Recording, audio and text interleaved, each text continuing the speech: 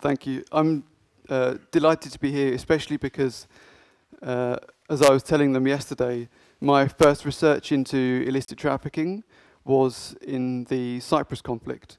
So it was delightful for me to be in a museum which had a legal collection of antiquities from Cyprus.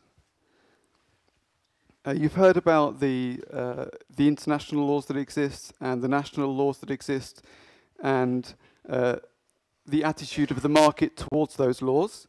I'm going to try to show you the people to whom the market is giving its money. And one of the things I think is worth noting from the beginning is that there's been a lot of conversation about how this is a surprising new problem in Syria and Iraq, before then maybe Afghanistan, and sometimes people go as far back as Cambodia and Cyprus. But actually, this has been happening for at least a century and a half. When the British Empire was invading Benin and Tibet and Ethiopia and Ghana, it would subsidize its invasion by selling off the antiquities it took. It even appointed experts, either archaeologists or literary specialists, to go in with the invading forces to be able to take out property.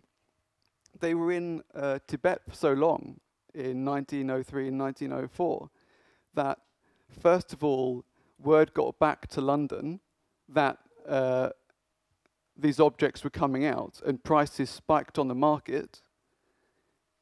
And word got back to Tibet that prices on the market in London were spiking. And just from the research that I've been doing, both looking at more historic cases and more recent cases, it's something that you really see around the world and continually from at least the middle of the 19th century onwards. So I think when we see conflict zones and we see illicit trafficking from conflict zones, one thing we really have to bear in mind is the assumption that this is happening, not that it isn't. This slide is it's certainly incomplete just because of the limitations of my ability to research in all of the languages that would be necessary. But it's also incomplete just from the things that I found accidentally recently. I was looking for something about Turkey and Bulgaria, and I found documentation that Pastaran in Iran were taking a tithe on antiquities leaving the territory. I was looking for something else this morning, and by accident I found a discussion of antiquities that had been looted by armed forces in the Central African Republic and in Liberia during their civil wars. And again, the evidence is often very clear. I mean, the evidence from Liberia was the collectors themselves saying that they'd been buying the objects from the armed forces. When it comes to Syria, there is certainly an understandable focus on the role of the Islamic State and the benefit of illicit antiquities financing to the Islamic State. But it is certainly not only them. Sadly, I think the reason that there is such a focus on the Islamic State is that Western audiences are scared of them. They think that the Islamic State is a threat to them. And unfortunately, they think that Assad is only killing people in Syria. But there's a lot of evidence that the Assad regime and that the Free Syrian Army and other forces in the conflagration in Syria and Iraq are benefiting from profits from illicit antiquities. One site, Tel Hamroukar, was looted in front of the regime's security services, but it wasn't stopped. So either they are turning a blind eye and allowing it to happen, or they are more directly involved in its looting. The smugglers themselves and the dealers have been happy to testify that they're getting objects from the different warring parties. And it can't be a case that they are doing it to make the other side in the conflict look bad, because they've been saying, oh no, we're getting it from everyone.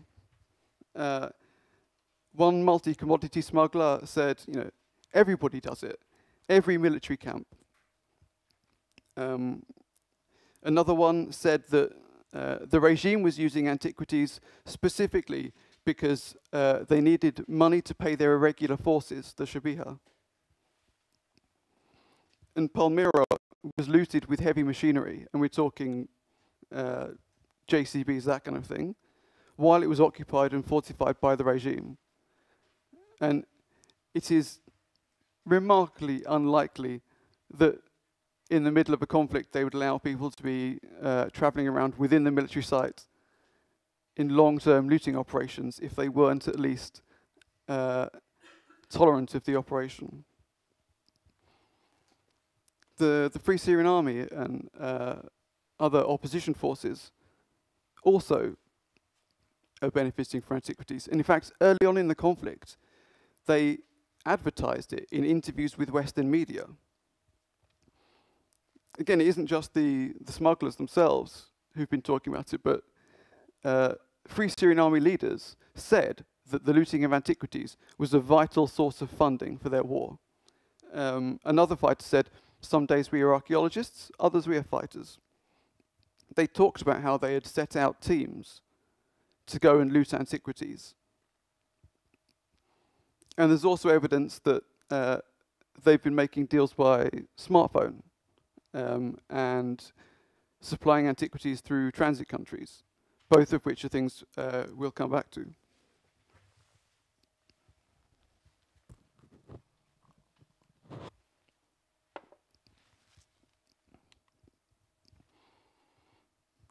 In the Kurdish autonomous cantons, an area that doesn't get discussed much for various reasons, I mean, there is evidence that looting is happening. However, it should be clear that there is evidence that a very different type of looting is happening.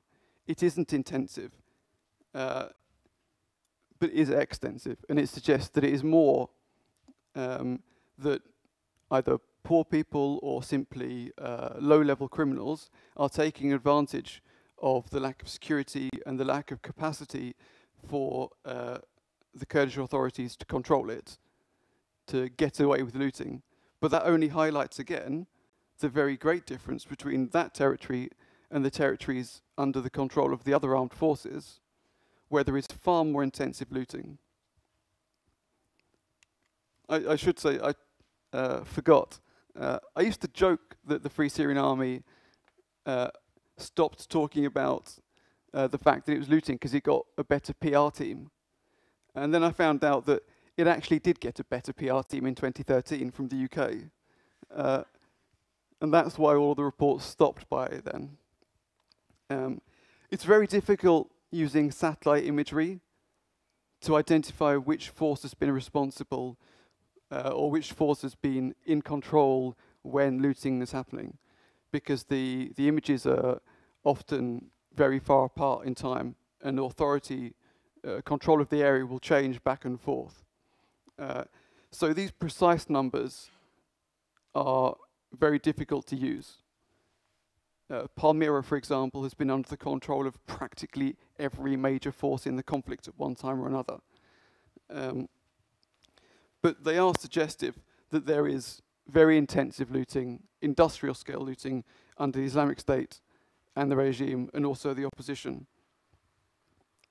Even in terms of jihadist forces, it isn't only the Islamic State that we have to be concerned with. Jabhat al-Nusra, an Al-Qaeda affiliate, have been making deals via Skype. And they've actually been smuggling traffickers in and out of Syria. People will pay to get into the country and out within 3 days. And obviously, if you're doing that and taking antiquities, you have to know already either what you're collecting or what you're going in to take. So these are clearly very professional, organized activities. The Islamic State, certainly, there's eyewitness testimony that sometimes the emirs who run regions have been using teams and digging themselves. Sometimes they've just been taxing people who've been digging within their area. And sometimes actually when they've caught illicit traffickers, in the sense that they haven't been paying the Islamic State, then the Islamic State have confiscated the antiquities and sold them themselves. And again, I mean, this stuff is being sold not just in the traditional ways, but through mechanisms like WhatsApp.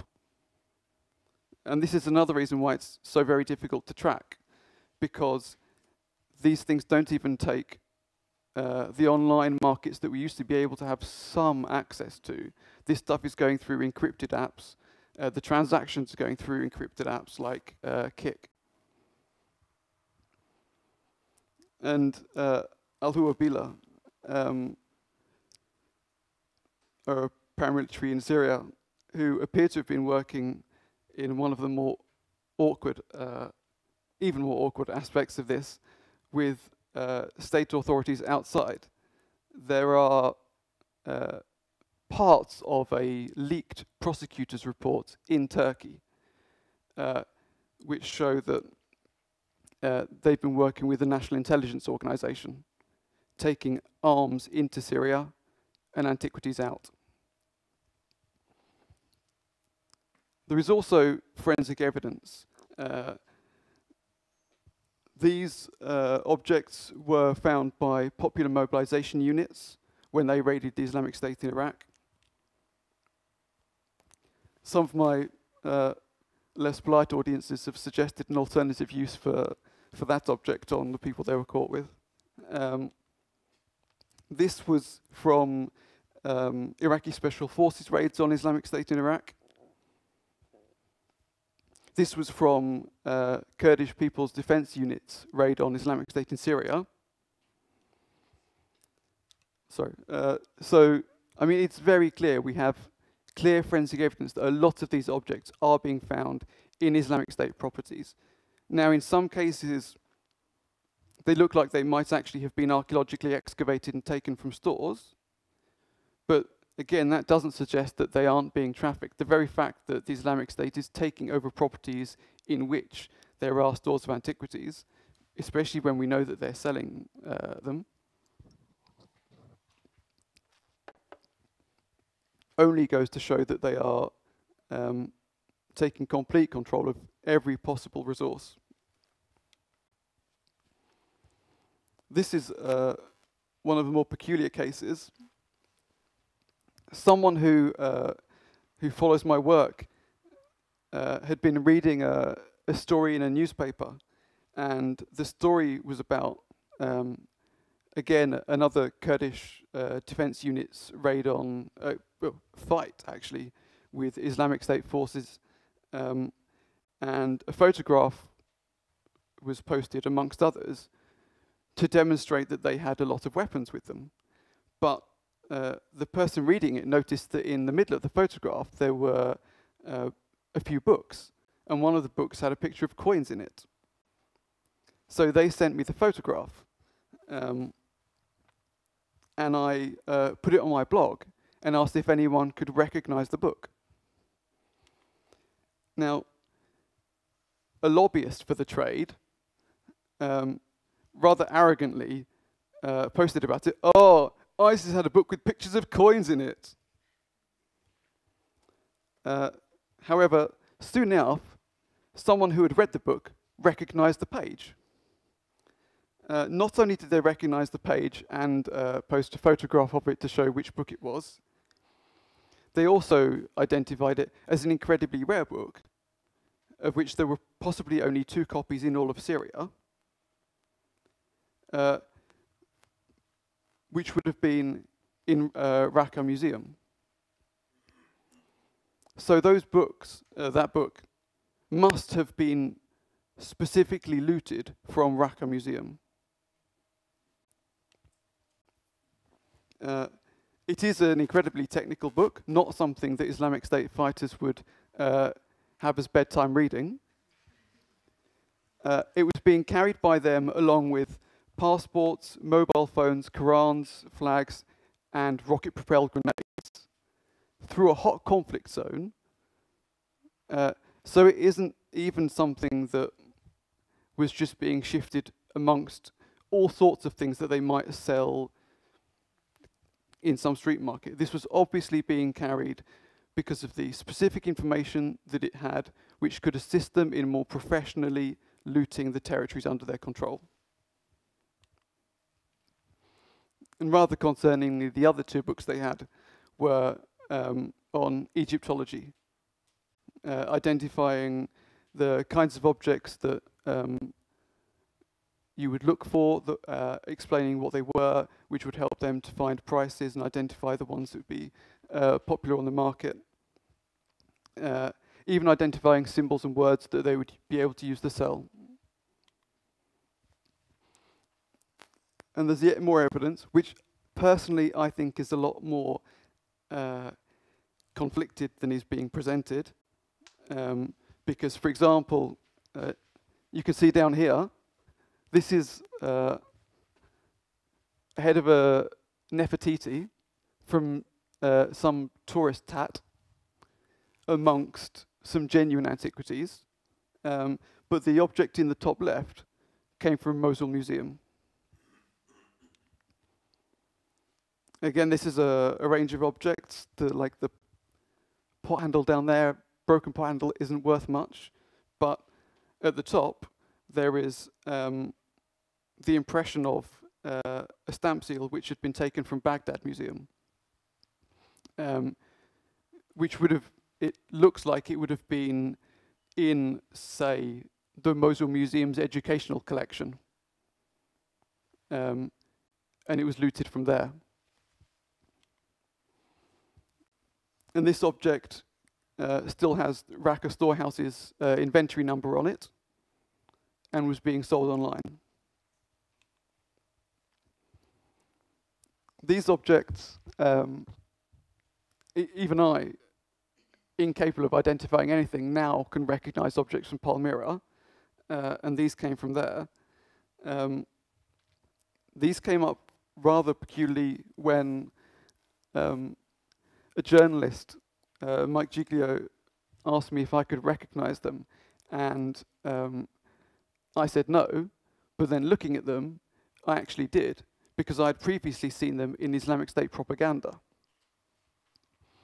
They were objects which they advertised themselves as destroying, because they were iconic objects and therefore haram. In fact, the story came out once Mike had traced it back that the traffickers had taken them up towards Turkey and then decided that it would be easier to get them to the market through Lebanon. And they lazily doubled back through Islamic State territory.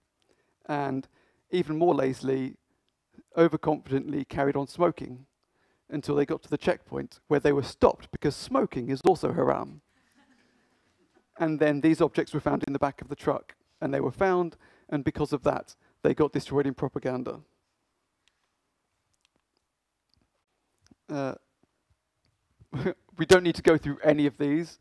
Basically, there are an insane range of numerical estimates of the value of the trade to various armed groups, and I would say almost all of them are pure bullshit. Most of these have little evidence behind them. Some of them have no evidence behind them whatsoever. I've asked people for their sources, just for like any kind of sources, not to give away their personal sources, and they've responded, "Oh, I have a lot of them." Not even vaguely describing what they are, because they're just literally making numbers up. The only one that I think actually stands up is the 20% antiquities tax, which the Islamic State imposes, because that is a historically attested Islamic tax, which they feel does them credit to impose. it makes them look like they're genuinely Islamic. However, even that tax is applied variably. So when they know that an object is worth more money, they'll apply a higher tax rate. And as I said, I mean, there are very murky aspects even outside the conflict zone itself.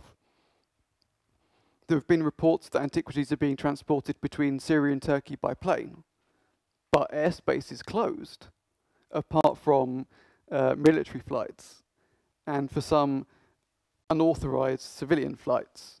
However, since military flights are being shot down, it's very surprising that some civilian flights are not.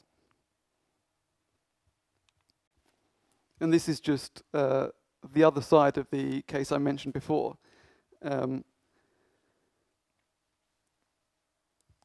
This is a convoy of trucks going from Turkey to Syria. And they said it was humanitarian aid. And it was being taken by one Turkish state authority, and it was intercepted by another Turkish state authority. And they were told that they weren't allowed to search it because they had state authority to take the material. When they did search it, they found medicine on top and missiles underneath.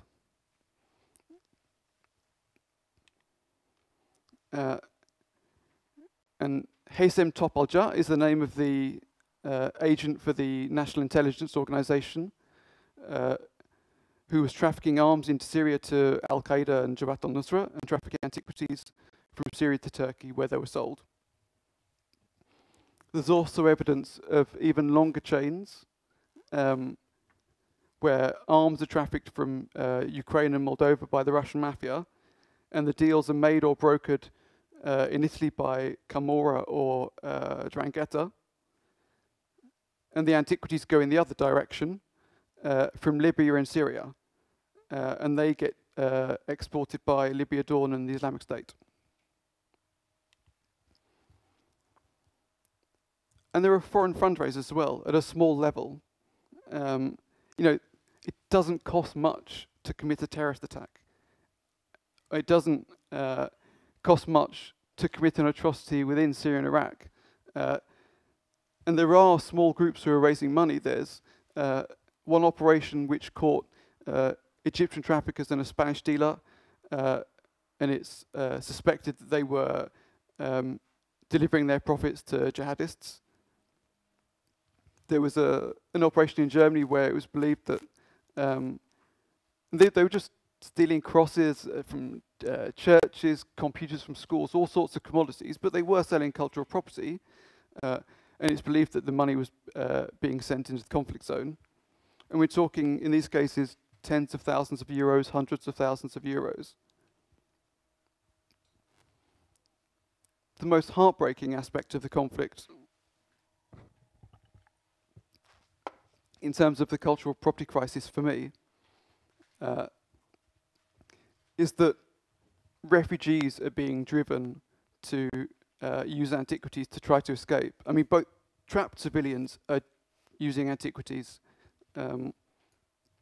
to try to survive within the conflict zone, and refugees are using them like currency or savings to help them get out, because they don't have the international support to get their families out and to get re-established safely and securely.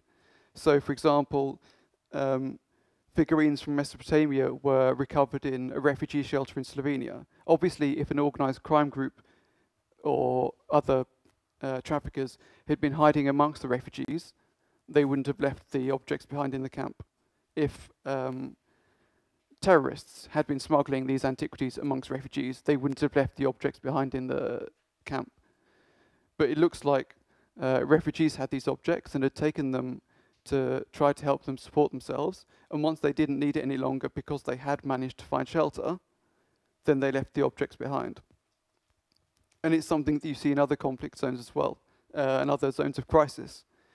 Refugees from West Africa have talked about antiquities and other cultural property as being a gold mine, and their best chance of being able to afford the journey to safety. Obviously, these refugees travelling by dinghies and drowning in the Mediterranean, whereas the objects that they're being forced to export to get them that far arrive in Europe safely.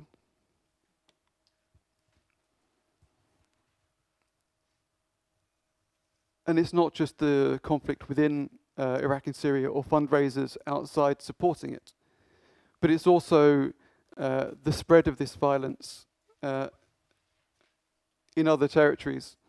So in Belgium and France, for example, one of the organizers of the Islamic State's attacks on France and Belgium, Khalid al-Bakrawi, had been ransoming stolen paintings to art insurance companies before the attack in Paris.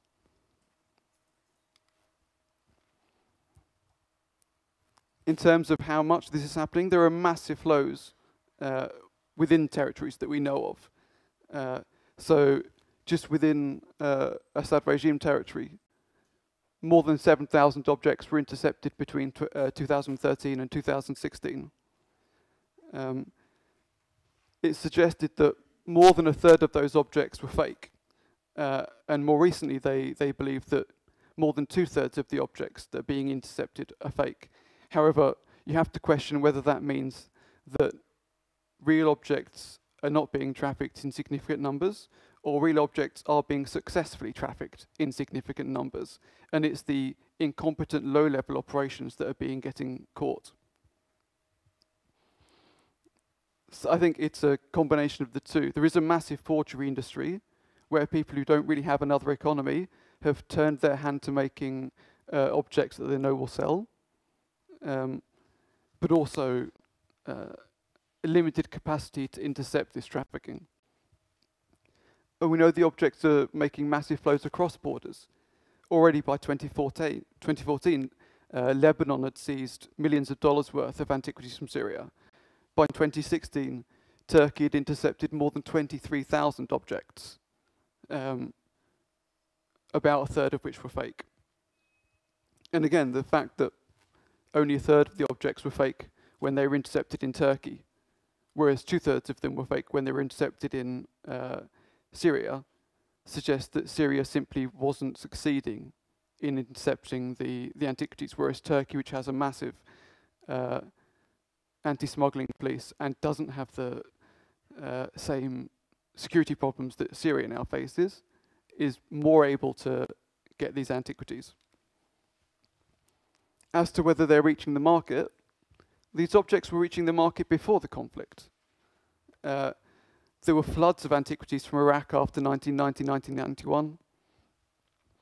An object from the National Museum, which was stolen after the 2003 war, was successfully smuggled out of the country and held in Italy until 2017.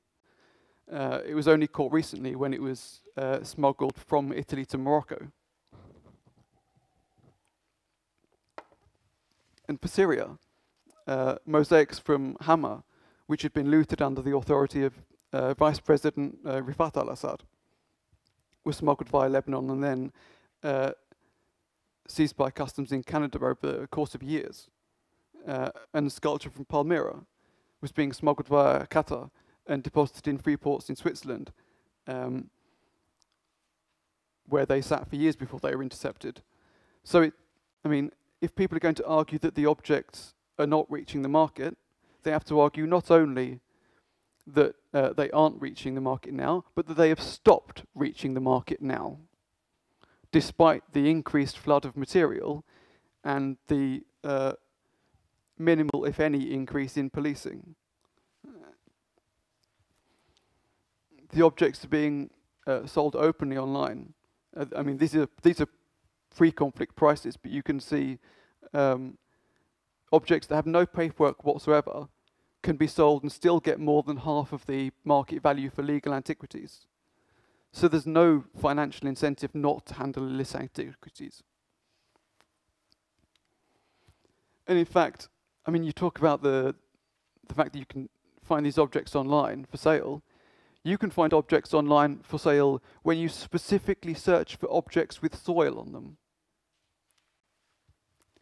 You can even find them online for sale when you specifically search for objects with saw marks on the back where they were removed from a wall. So there's no, I mean, the market doesn't have any shame whatsoever in the way it presents its objects.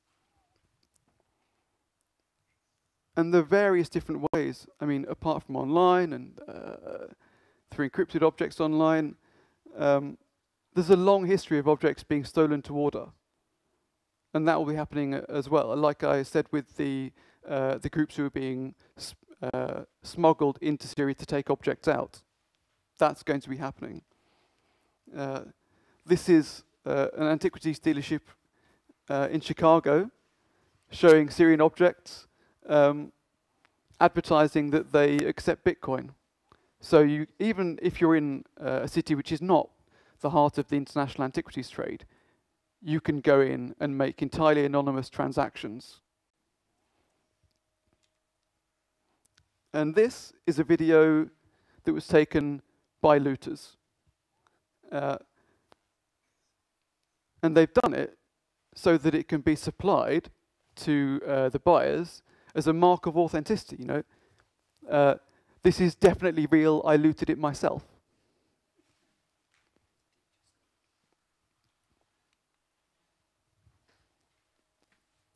Again, if we're going to talk about whether these objects are reaching the market, why wouldn't they be? Maybe 5% of shipping containers ever get checked. Normally less, around 1%. So if 1% of containers with antiquities are stopped, how many of those are identified as illicit antiquities and confiscated? How many of those that are seized end up being prosecuted? It's a tiny number. The traffickers can basically write off any minimal seizures as just a cost of business and put their profit margins up by 1% to compensate. In one case, a container of household items from Syria was actually stopped in the UK, and experts said it had suspect objects in it, which were clearly not household goods but antiquities. But the container was nonetheless released, and those objects are now on the market. And when archaeologists like David Gill and Mark Altawil and their colleagues have gone round shops in London, the dealers have openly told them the objects are from Syria. Or they've said, oh, it's probably from Jordan, which doesn't make sense as a way of hiding the objects from Syria, because it's illegal to get the objects from Jordan as well.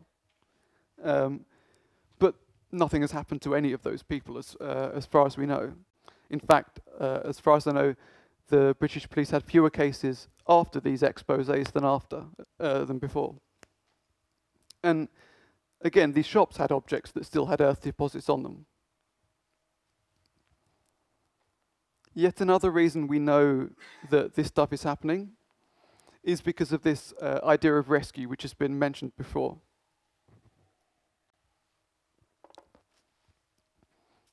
More or less genuinely, some dealers and collectors make the argument that they are trying to rescue these objects, which would otherwise be destroyed. And it's something that you see in a lot of crisis zones and conflict zones historically. So again, it's something that you should expect to be happening. But you don't even need simply to expect it, because both after the earlier conflicts in Iraq, we had arguments where people were advocating this kind of rescue. Now we have people advocating this kind of rescue, saying that it's better for these objects to be looted than burned, which first of all doesn't make sense, because you're paying people who are destroying the other objects. It's not like you get these objects and they don't destroy them. The Islamic State reinvest the profits into iconoclasm, as well as into even worse crimes, quite why we should think it's acceptable to rescue these objects by paying armed groups who are then spending it on bullets, I don't know. And there's even been arguments about which armed groups it might be acceptable to buy antiquities from. For example, it's been said that, oh, we shouldn't get it from the Islamic State, which would seem to suggest that it's okay to buy them when the profits go to the Assad regime, which is barrel bombing cities.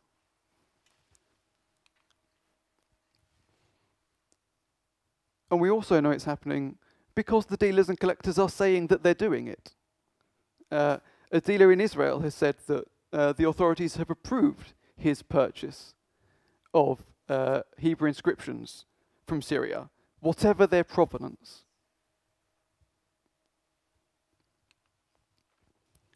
The Amalia organization, which is a humanitarian aid organization run by someone who contributes funds and supplies to the Free Syrian Army,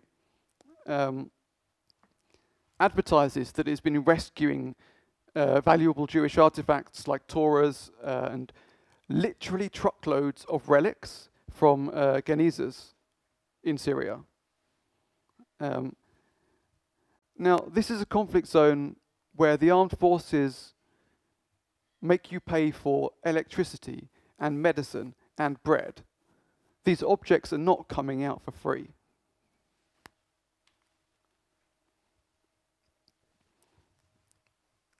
Even the other consequences of this is things we need to bear in mind.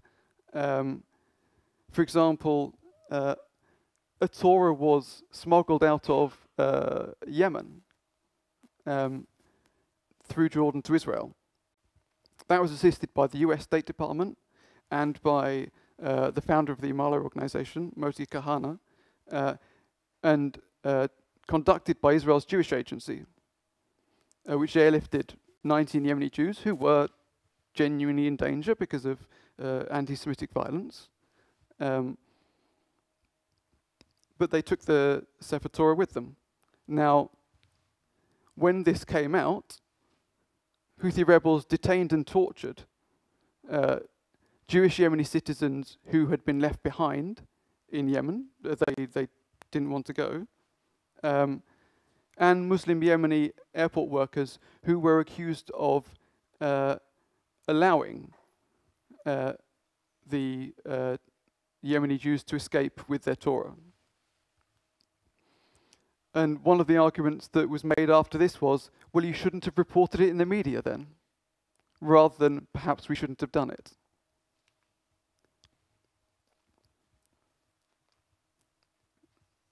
I'll finish with a couple of fun cases, in the sense that, as has been said, it's not just the big buyers and the knowledgeable buyers.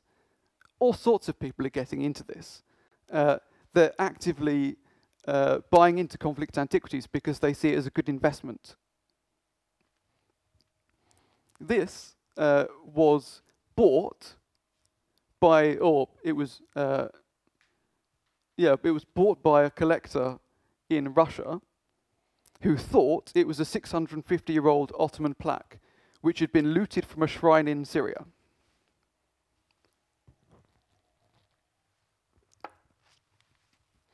In fact, if he'd been able to read the inscription, he would have known it was only 120 years old and had come from Iran. And in fact, it had been legally bought and owned in France, and then they'd obviously seen the opportunity to triple its value by describing it as Syrian and selling it to some ignorant person who wanted to cash in on the conflict. And these are a couple of other objects which were seized fantastically by Turkey's law enforcement because they were being advertised as a Roman statue and as the Roman Emperor Tiberius's wine chalice. It doesn't really matter whether you can see the object on the left or not, because it's just a really ugly, very poor fake. The object on the right is we believe, a coal bucket.